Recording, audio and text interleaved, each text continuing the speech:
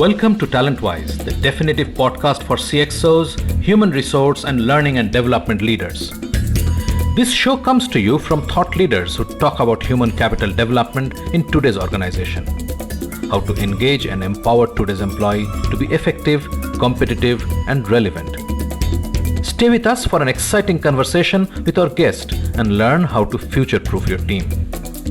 I'm your host Shubhanjan, founder of Knowledge Bridge. Our guest today is Catherine B. Roy, CEO and founder, Personal Growth and Business Coach, LHM International. I see the future of work changing very rapidly. And I believe that we need to be aware of that and to, as CEOs and leaders of our companies, do something now before it's too late. What I perceive that it is happening is actually that artificial intelligence and machine learning are taking over. I have been web developer for 12 years. I am Java web programmer, so I basically develop applications for huge enterprises.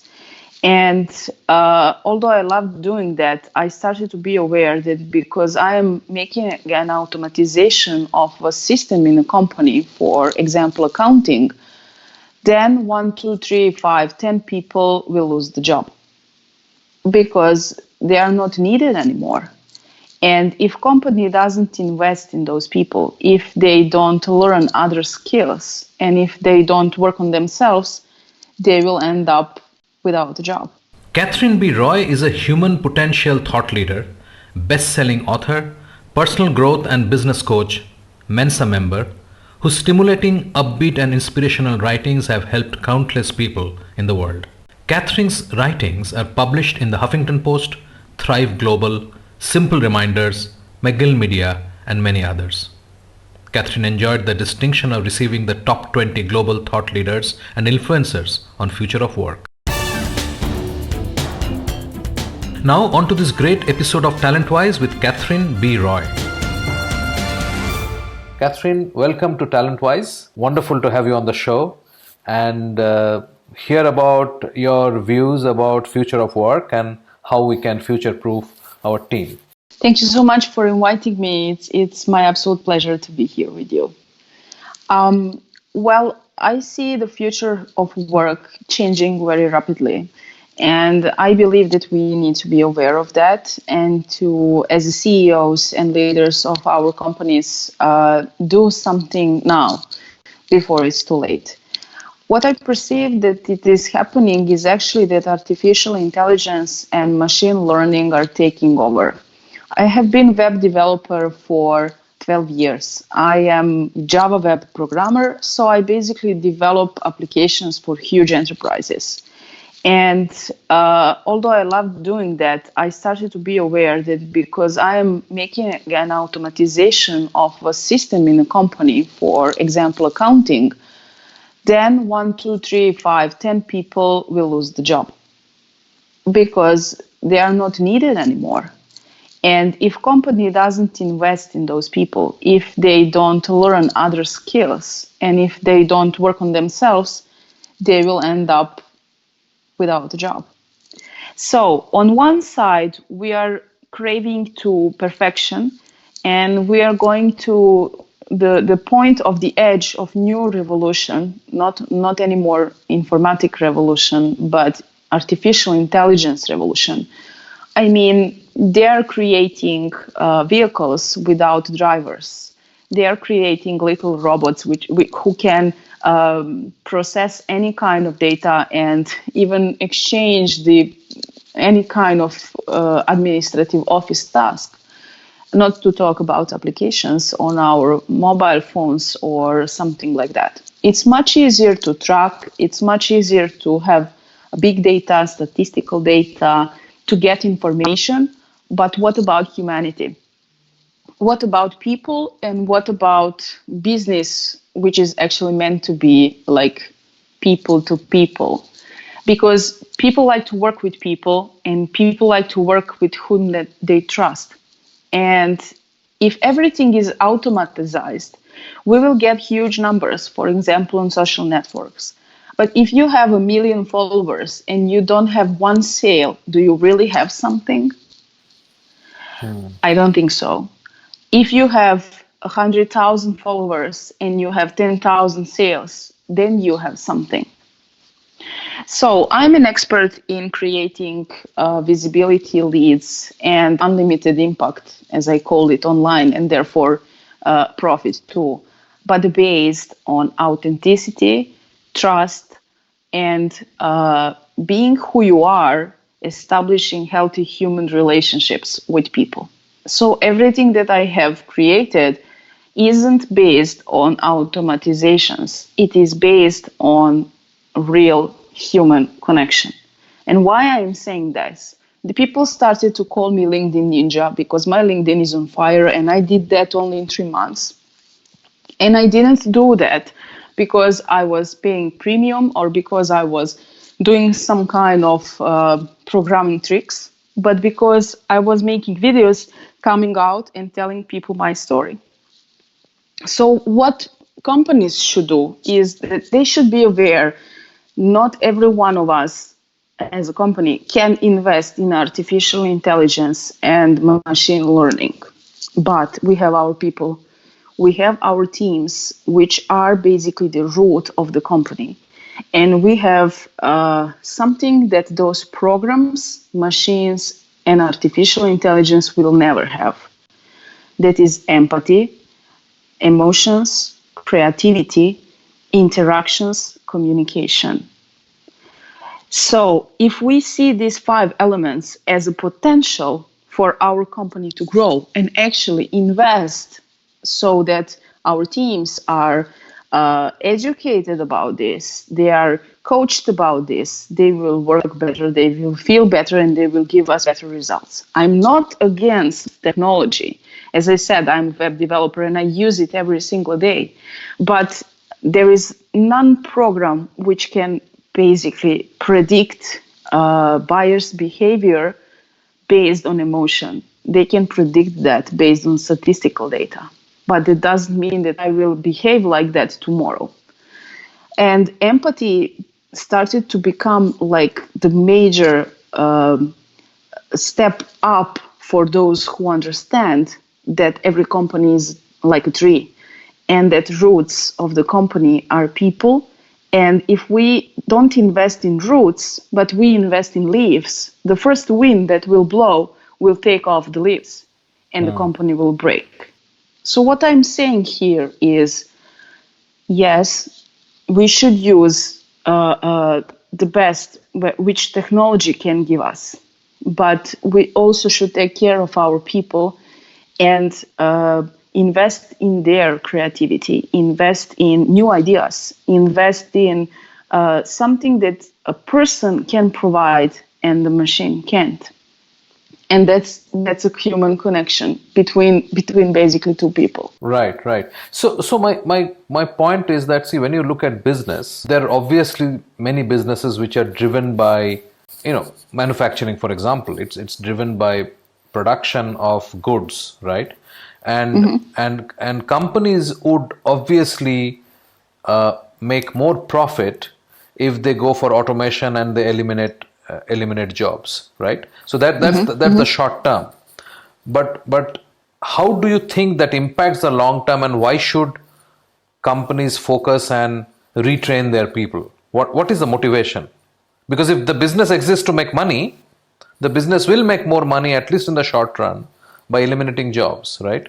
Yes, but there are jobs which still can be done by machines, and that is sales, for example, or marketing, but not in the term of digital sales and digital marketing, but in terms of ideas for commercials for marketing, because market is very saturated, and the only thing that can stand out is actually branding.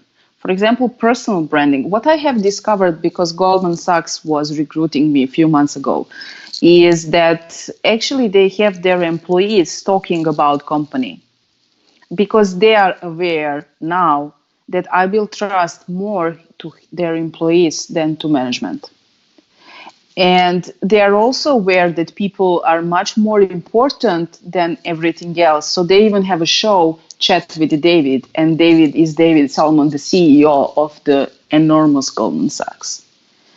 So big companies like Goldman Sachs are investing in personal brand of their employees, and they are not afraid that that girl from the office who is going to make a YouTube video will step out and she will go. She will not go. She will stay because she is respected. And if someone is technological surplus and it's not needed in that way in the company because machines are taking over, there has to be a place for that person in another department, because actually that person knows the process, that person knows the pulse of the company, and you are bringing someone from outside and teaching him all over again. You are losing time and you are losing money. In programming, for example, there can't be a program without a programmer. Right. So the development will change, the program languages will change, but still you can't have anything without a programmer. Yes, machines can have all the things that are needed for production, but who will deliver that? Who will drive and who will take that to the specific place? Or you know where I'm going. Yeah. So we need to think now that in 3 months we will buy the machine and we will not need that person.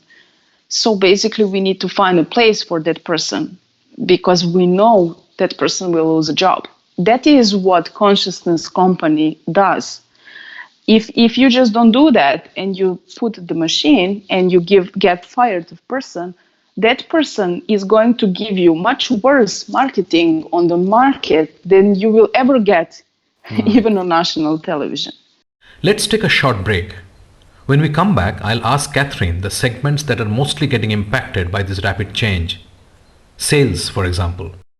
You are listening to a Show How To audio original. Podcasting is one of the fastest growing content marketing avenues today. We can help you exploit this largely untapped marketing opportunity. We can craft your audio strategy and leverage the wide reach and easy streaming capability that smartphone penetration provides. It is powerful and personal. Talk to us to find out how podcasting can help you build your brand and reach out to target audiences. Welcome back. I'll ask Catherine about the impact on jobs and specifically the sales sector. So what are the kinds of jobs that are getting more impacted or less impacted? You mentioned sales, right? So how do you see this whole AI, ML, big data? I mean, I don't know whether you're aware, Scott Binker has this MarTech landscape, which has 7,000 products, right? Nicholas Kauchkov's his sales technology landscape, I think, is nearly 1,000 products. So there is this enormous number of products out there which are trying to help, which is AI, which is technology, which is sort of replacing sales folks, which are sort of impacting the sales profession. I mean, what do you see there? The salesperson who is 15 years in the business knows better sales than any program can ever know. And that person is the expert who must understand that things are changing and who must become a consultant or must become an expert, which knowledge will be used for further information development. So if we are building expert systems and we are using hybrid intelligence system or artificial intelligence, we need expert.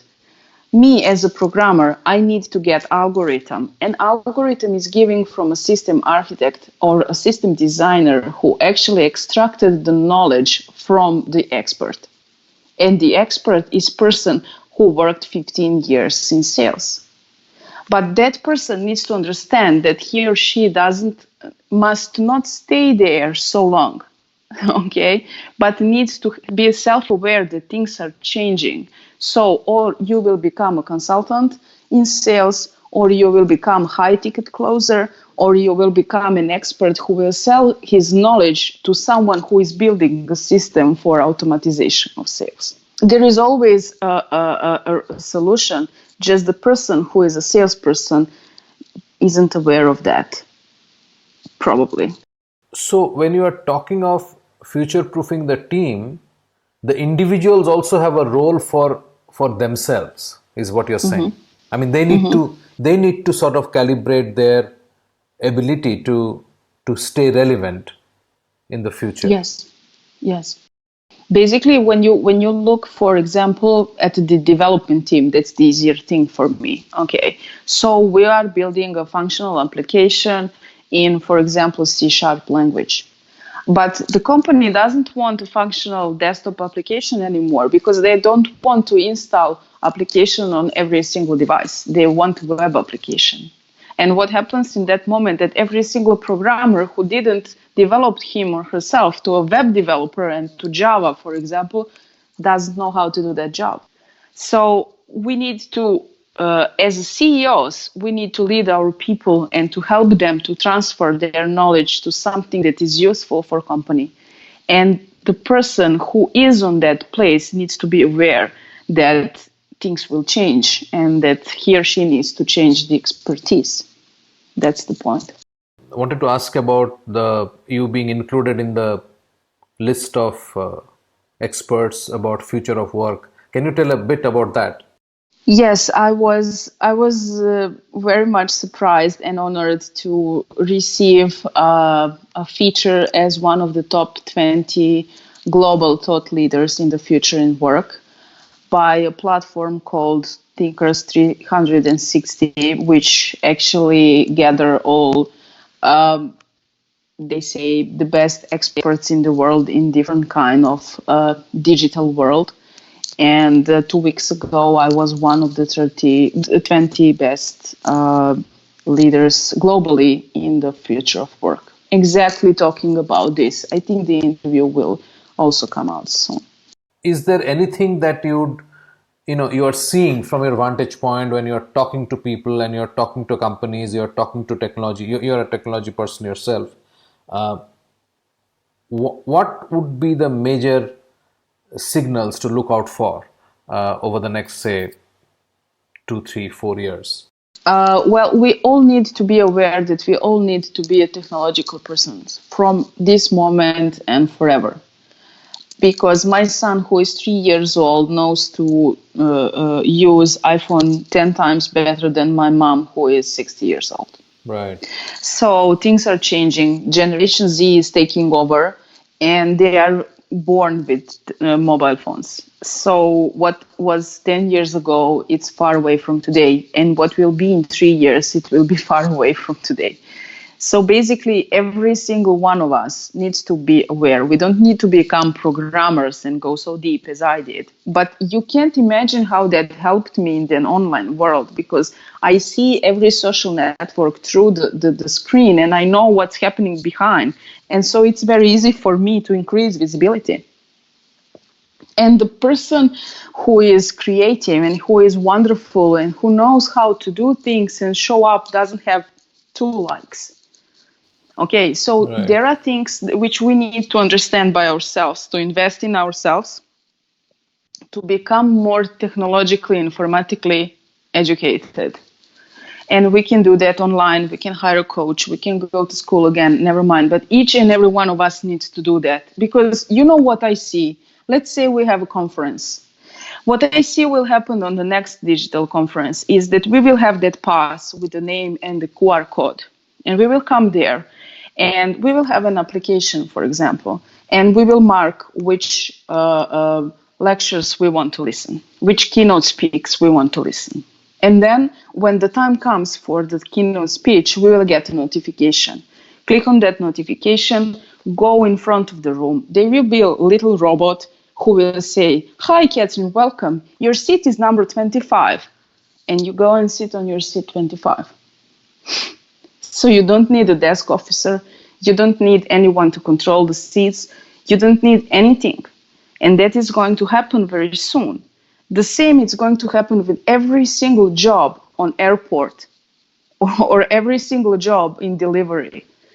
So we need to be aware of that. And there is no one who can help us until we help ourselves. And if we think about our employees and as CEOs think about our company, and we don't know it to crash, we don't want it to crash, we need to invest in informatical and technical education of our people. That's the only way.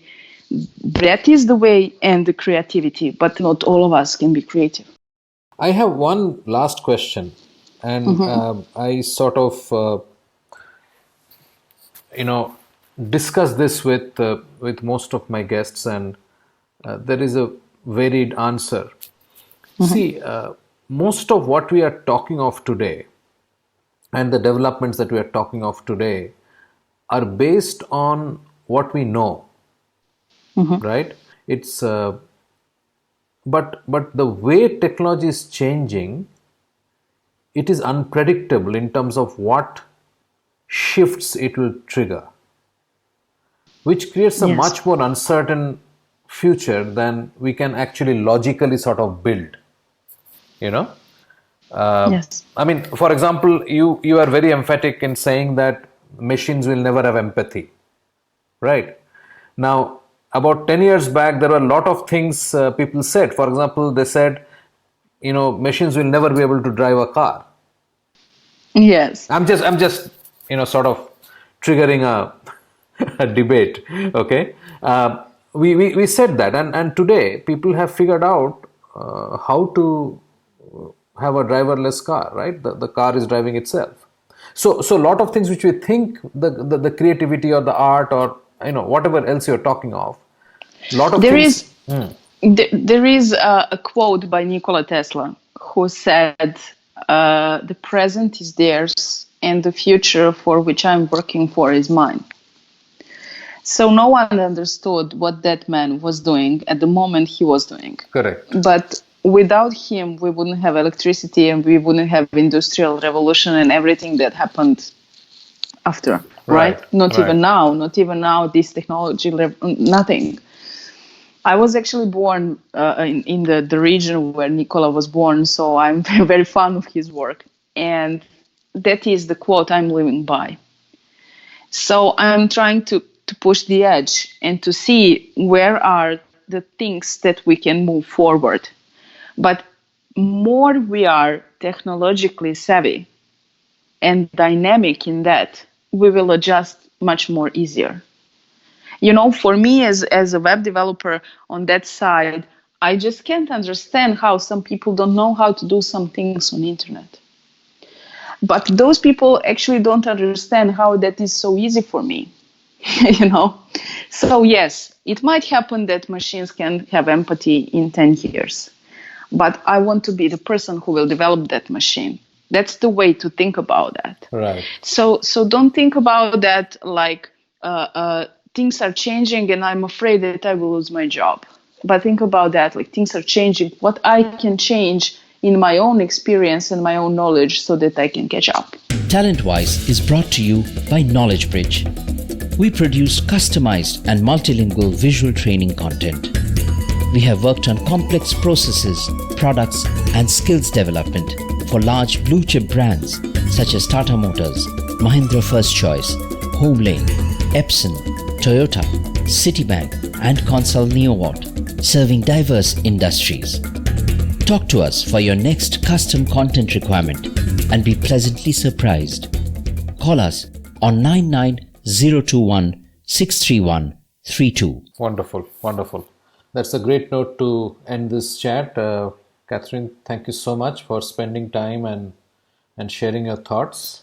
I look forward to staying in touch and have you back on the show sometime later again. Thank you so much. It was my pleasure and I will gladly come back. Thank you.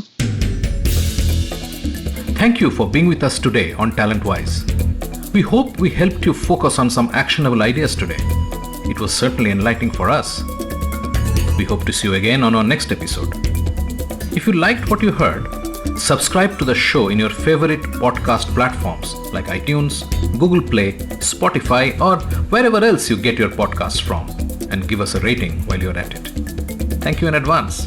This Show How to Original podcast is produced for Knowledge Bridge, the multilingual visual training platform and custom training content creators by Show How to Audio. Hosted by Shubhanjan Sarkar and produced by Rajiv Aditya. See you next time.